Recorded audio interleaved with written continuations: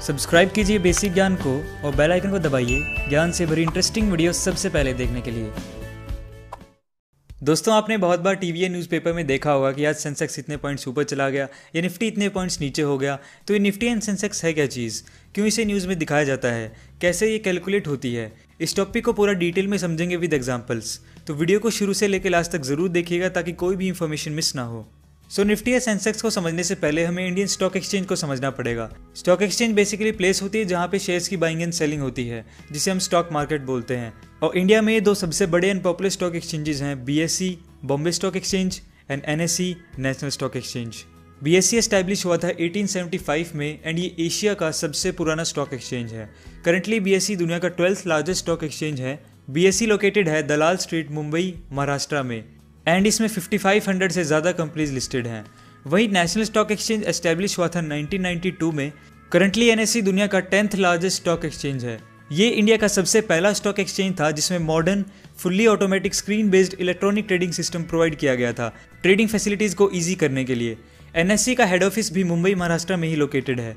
अब Nifty and Sensex है क्या? ये है इंडेक्सेस। कंट्री की इकोनॉमिक डेवलपमेंट पता करने के लिए एक क्राइटेरिया होता है कंपनी के शेयर्स की फाइनेंशियल परफॉर्मेंस। लेकिन स्टॉक मार्केट्स में तो हज़ारों कंपनीज लिस्टेड हैं, तो अगर हमें मार्केट की परफॉर्मेंस को जानना है तो एक समय पे हर एक कंपनी के स्टॉक को ट्रैक करना मुश्किल है ना। तो इसलिए एक सैंपल लिया जाता है कंपनीज का जो पूरे मार्केट को रिप्रेजेंट करता है, और इस स्मॉल सैंपल को कहते हैं इंडेक्स। तो BSE का जो इंडेक्स है उसे कहते हैं हम सेंसेक्स, एंड NSE का जो इंडेक्स है उसे कहते हैं निफ्टी।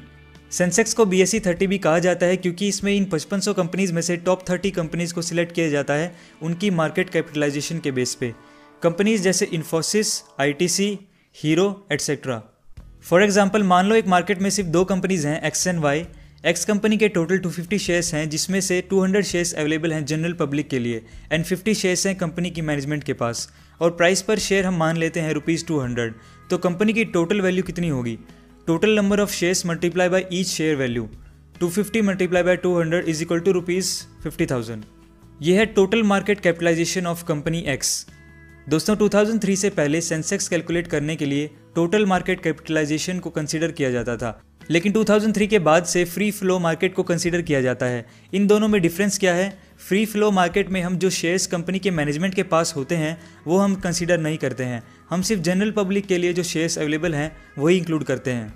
तो फ्री फ्लो मार्केट कैपिटलाइजेशन होगा free floating shares multiply by share value is equal to 200 multiply by 200 is equal to ₹40,000। Company Y का फ्री फ्लोटिंग शेयर्स मान लेते हैं 150 and free flow market capitalization ₹60,000। तो एंटायर मार्केट की free float capitalization हो जाएगी 40,000 plus 60,000 is equal to ₹1,00,000। अब देखते हैं इससे सेंसेक्स कैसे कैलकुलेट होगा। तो इसको कैलकुलेट करने के लिए हमें बेस इंडेक्स लेना पड़ता है। तो सिर्फ एग्जांपल के लिए मान लेते हैं इस मार्केट में हम पिछले 10 साल से सेंसेक्स कैलकुलेट कर रहे हैं, और जब फर्स्ट टाइम इंडेक्स कैलकुलेट किया गया था तब मार्केट वैल्यू थी ₹10,000। अब हमें इस 10,000 को 100 सेंसेक्स पॉइंट के बराबर मान लेना है, इसी को हम बेस इंडेक्स बोलते हैं। जब पहली बार BSE ने इंडेक्स स्टार्ट किया था तब बेस था 100। ये बेस कैलकुलेशन को ईजी करने के लिए रखा गया था। तो जैसे कि हमारे एग्जाम्पल के हिसाब से फ्री फ्लोट मार्केट कैपिटलाइजेशन है 1,00,000। अब 10,000 अगर 100 सेंसेक्स पॉइंट के बराबर है तो आज के हिसाब से 1,00,000 होगा 1,000 सेंसेक्स पॉइंट के बराबर, राइट। अब मान लो नेक्स्ट डे कंपनी X को अच्छा प्रॉफिट हो गया एंड उसका हर एक शेयर ₹50 से बढ़ गया, तो फ्री फ्लो मार्केट कैपिटलाइजेशन होगा 250 multiply by 200 is equal to 50,000 plus 60,000 is equal to 1,10,000। और इस हिसाब से सेंसेक्स इंक्रीज हो जाएगा 100 पॉइंट से और हो जाएगा 1100 पॉइंट्स। तो दोस्तों, ये तो एग्जाम्पल था। सो ऐसे ही कैलकुलेट होता है free flow market capitalization and Sensex, जिसके बेसिस पे उन 30 कंपनीज को सेंसेक्स में इंक्लूड किया जाता है एंड ये companies time to time change होती रहती हैं, एंड ये 30 कंपनीज अलग अलग सेक्टर्स की होती हैं। मान लीजिए आज सेंसेक्स 34,000 पॉइंट्स पर है। अगर ये ऊपर जाता है मतलब पॉइंट्स इंक्रीज होते हैं, तो इसका मतलब इन 30 कंपनीज में से मेजॉरिटी ऑफ द कंपनीज की फाइनेंशियल परफॉर्मेंस अच्छी है, कंपनी को अच्छा प्रॉफिट हो रहा है एंड लोग इन कंपनी के शेयर्स को परचेज कर रहे हैं। अल्टीमेटली डिमांड इंक्रीज हो रही है, इसको हम बुल मार्केट भी बोलते हैं।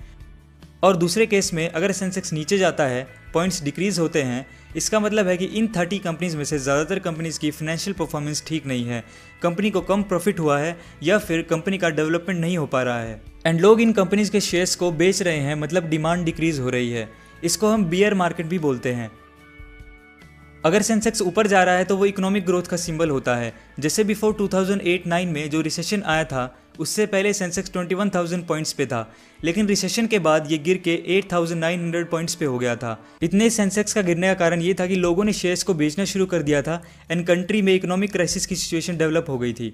इसीलिए हम सेंसेक्स के बेसिस पर ये डिसाइड करते हैं कि मार्केट ऊपर जा रहा है या मार्केट नीचे जा रहा है एंड कंट्री की इकोनॉमिक ग्रोथ कैसी है। एक और एग्जांपल लेते हैं। आपने कभी नोटिस किया होगा, जब भी बजट अनाउंस होता है तब सेंसेक्स में बहुत ज़्यादा फ्लक्चुएशंस आती हैं। तो अगर बजट मार्केट के लिए पॉजिटिव होता है तब सेंसेक्स ऊपर जाता है एंड अगर बजट मार्केट के लिए नेगेटिव होता है तब वो नीचे जाता है। अभी रिसेंटली जो बजट अनाउंस हुआ था उससे सेंसेक्स 840 पॉइंट्स ऊपर चला गया था। अब जैसे सेंसेक्स एक इंडेक्स है बीएसई का, वैसे ही निफ्टी इंडेक्स है एनएसई का। बट डिफरेंस क्या है, बीएसई में टॉप 30 कंपनीज का एवरेज लिया जाता है, लेकिन निफ्टी में टॉप 50 कंपनीज का एवरेज लिया जाता है, कंपनीज की मार्केट कैपिटलाइजेशन के बेसिस पे। निफ्टी को कैलकुलेट करते वक्त बेस ईयर लिया जाता है 1995 और जो बेस वैल्यू है वो है 1000 पॉइंट्स। तो क्वेश्चन ये है कि क्या सेम कंपनीज जो बीएसई में लिस्टेड हैं वो सेम कंपनीज एनएसई में भी लिस्टेड हो सकती हैं?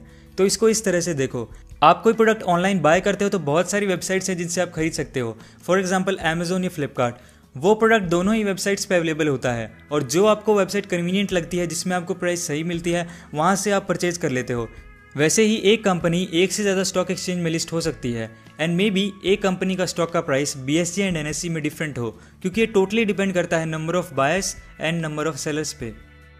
जैसे इंडिया में स्टॉक एक्सचेंजेस हैं, उनके इंडेक्सेस हैं, इसी तरह से इंटरनेशनल मार्केट में भी जो बड़े बड़े स्टॉक एक्सचेंजेस हैं, फॉर एग्जांपल यूएस में New York stock exchange and Japan में जापान एक्सचेंज ग्रुप, तो इन कंट्रीज़ में भी अपने अपने स्टॉक एक्सचेंजेस हैं एंड हर स्टॉक एक्सचेंज का अपना अपना इंडेक्स है। तो आज की वीडियो में हमने देखा कि स्टॉक एक्सचेंज क्या होता है, जहाँ शेयर्स की बाइंग एंड सेलिंग होती है। दो सबसे बड़े स्टॉक एक्सचेंज है इंडिया में, बीएसई एंड एनएसई। इन सब के इंडेक्स भी होते हैं जो हम कैलकुलेट करते हैं उनकी मार्केट कैपिटलाइजेशन के बेस पे। बीएसई का इंडेक्स है सेंसेक्स, जिसमें 30 कंपनीज लिस्टेड हैं एंड एनएसई का इंडेक्स है निफ्टी, जिसमें 50 कंपनीज लिस्टेड हैं। और इंडेक्स कंपनीज एंड कंट्रीज की इकोनॉमिक ग्रोथ को शो करते हैं। तो अब आप नेक्स्ट टाइम कहीं पे भी निफ्टी एंड सेंसेक्स पॉइंट्स को देखोगे तो आपको समझ आ जाएगा कि एक्चुअली में उन पॉइंट्स का मतलब है क्या। सो दोस्तों, वीडियो पसंद आया तो लाइक एंड शेयर करो यार, एंड नए हो तो इस चैनल को सब्सक्राइब कर लो, क्योंकि मैं ऐसी वीडियोज़ आपके लिए लाता रहूँगा। And thanks for watching.